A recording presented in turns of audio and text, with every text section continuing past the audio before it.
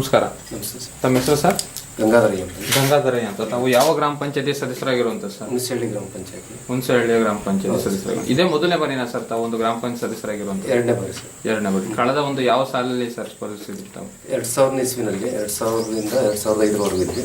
ಆ ಟೈಮಲ್ಲಿ ಉಪಾಧ್ಯಕ್ಷರಾಗಿದ್ವಿ. ಉಪಾಧ್ಯಕ್ಷರು ಕೂಡ ಆಗಿದೆ. ಈಗ ಮಾಜಿ ಉಪಾಧ್ಯಕ್ಷರು ಅಲ್ಲಿ ಸದಸ್ಯರು ಕೂಡ. ಎರಡನೇ ಬಾರಿ. ಸರ್ ಎಷ್ಟು ಮತಗಳು ಪಡ್ಕೊಂಡಿದ್ರಿ ಸರ್ ತಾವು? ಈ ಸರಿ 567 ಒಟ್ಟು ಬಂದಿದೆ. ಜನರಲ್ ನಿಂತ್ಕೊಂಡಿದ್ದೆ. ಎಷ್ಟು ಅಂತರದಲ್ಲಿ ಗೆದ್ದಿರುವಂತ ಸರ್? 150 ಅಂತರ. 150 ಅಂತರ.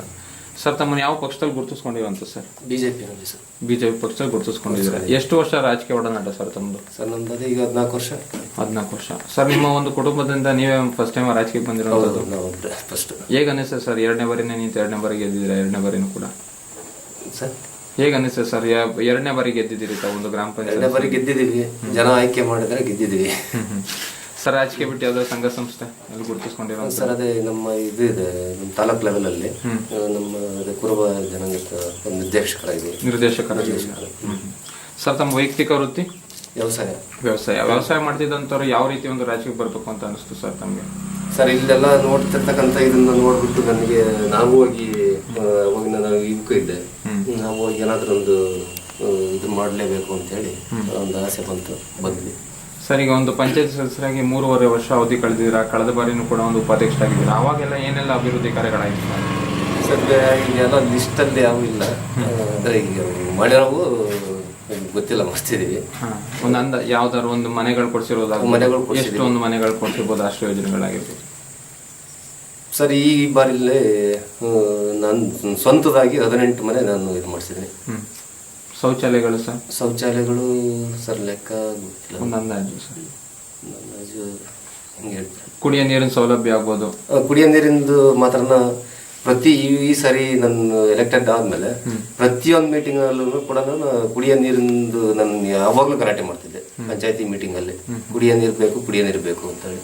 ಅದಕ್ಕಾಗಿ ಮೊನ್ನೆ ಈ ಒಂದು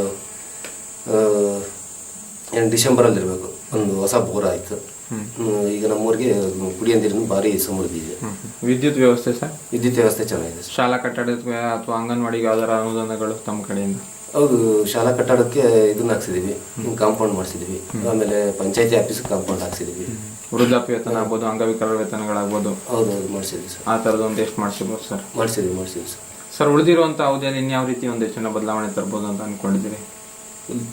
ಸರ್ ಇನ್ನು 1.5 ವರ್ಷ ಅವಧಿದೆ, 15 ತಿಂಗಳು. 15 ತಿಂಗಳಲ್ಲಿ ಇನ್ಯಾವ ರೀತಿ ಒಂದು ಹೆಚ್ಚಿನ ಬದಲಾವಣೆ ತರ್ಬೋದು ಅಂತ ಅನ್ಕೊಂಡಿದ್ರಿ? ಈಗ ಸಾಕಷ್ಟು ಅಭಿವೃದ್ಧಿ ಕಾರ್ಯಗಳು ಮಾಡಿದ್ದೀರಾ, ಕಳೆದ ಒಂದು ಸಾಲಲ್ಲಿ ಆಗ್ಬೋದು ಅಥವಾ ಈ ಒಂದು 3 ವರ್ಷ ಅವಧಿಯಲ್ಲಾದ್ರೂ ಆಗ್ಬೋದು. ಈಗ ಉಳಿದಿರುವಂತ ಇನ್ನು 1.5 ವರ್ಷ ಅವಧಿಯಲ್ಲಿ ಏನಿಲ್ಲ, ಈಗ ನಮ್ಮ ಜನಗಳು, ಹಳ್ಳಿ ಜನಗಳಿಗೆ ಅಥವಾ ಯಾವ್ದಾದ್ರು ಒಂದು ಹೊಸ ಯೋಜನೆಗಳು ಹಾಕೊಂಡಿರ್ಬೋದು? ಹೊಸ ಯೋಜನೆಗಳಂದ್ರೆ ಏನ್ ಸರ್, ಈಗ ಮನೆಗಳು ಕೊಡ್ಬೇಕು ಮೇಯ್ನು. ಆಮೇಲೆ ಎಷ್ಟು ಒಂದು ಮನೆಗಳು ಕೊಡ್ಸೋದಾಗ್ಬೋದು ಅಂತ ಒಂದು ಪ್ಲಾನಿಂಗ್ ಸರ್ಕಾರದಿಂದ ಏನೇನು ಬರ್ತದೆ ನೋಡ್ಬೇಕು. ಈಗ ನಾವು ಸಪ್ರೇಟ್ ಆಗಿ ತಗೊಳಕ್ಕಾಗಲ್ಲ. ಅಲ್ಲಿ ಏನ್ ಸರ್ಕಾರದಿಂದ ಅಲಾಟ್ಮೆಂಟ್ ಆಗ್ತಾರ ಅದ್ರಲ್ಲಿ ನಾವು ತೀರಾ ಕಡು ಬಡವ್ರನ್ನ ನೋಡಿ ಗುರ್ತಿಸಿ ಫಲಾನುಭವಿಗಳನ್ನ ಗುರ್ತಿಸಿ ಆಯ್ಕೆ ಮಾಡ್ತೀವಿ. ಅಂತೂ ಯಾವುದೇ ಕಾರಣಕ್ಕೂ ಶ್ರೀಮಂತರು ಇನ್ನೊಬ್ರು ಮತ್ತೊಬ್ರು ಎಷ್ಟೇ ಬಲಾಟ್ ಇದ್ರು ಅವ್ರಿಗೆ ಕೊಡಕ್ಕೆ ನಾನು ಇಷ್ಟಪಡಲ್ಲ.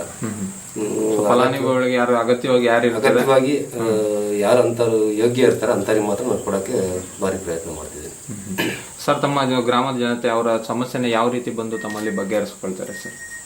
ಸರ್ ಸಮಸ್ಯೆ ಇದ್ರೆ ಬಂದು ಹೇಳ್ತಾರೆ. ಅಂದ್ರೆ ಯಾವ ರೀತಿ ಅಂದ್ರೆ ಅವರೇ ನಿಮ್ಮ ಮನೆ ಹತ್ರ ಬಂದು ಭೇಟಿ ಆಗ್ತಾರ ಅಥವಾ ಪಂಚಾಯತಿ ಹತ್ರ ಬಂದು ಭೇಟಿ ಆಗ್ತಾರ? ನೀವೇ ಹೋಗಿ ಅವ್ರನ್ನ ಭೇಟಿ ಮಾಡ್ತೀರಾ? ಸರ್ ಕೆಲವು ಟೈಮಲ್ಲಿ ಮನೆ ಹತ್ರ ಬರ್ತಾರೆ, ಪಂಚಾಯತಿ ಆಫೀಸ್ ಹತ್ರ ಸಿಗ್ತಾರೆ.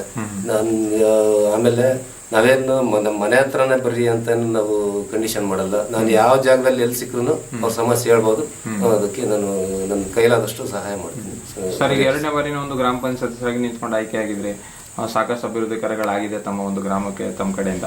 ಸೊ ಇನ್ನು ನೆಕ್ಸ್ಟ್ ಒಂದು ತಾಲೂಕು ಮಟ್ಟದಲ್ಲಾಗಲಿ ಅಥವಾ ಜಿಲ್ಲಾ ಮಟ್ಟದಲ್ಲಾಗಲಿ ಸ್ಪರ್ಧಿಸಬೇಕು ಅಂತ ಆಸೆ ಇದೆಯಾ ಸರ್? ಹೌದು, ಆಸೆ ಇದೆ ಸರ್. ಯಾವ್ದ್ರಲ್ಲಿ ಸರ್? ತಾಲೂಕು ಮಟ್ಟದಲ್ಲಿ ಅಥವಾ ಜಿಲ್ಲಾ ಮಟ್ಟದಲ್ಲಿ ಸರ್?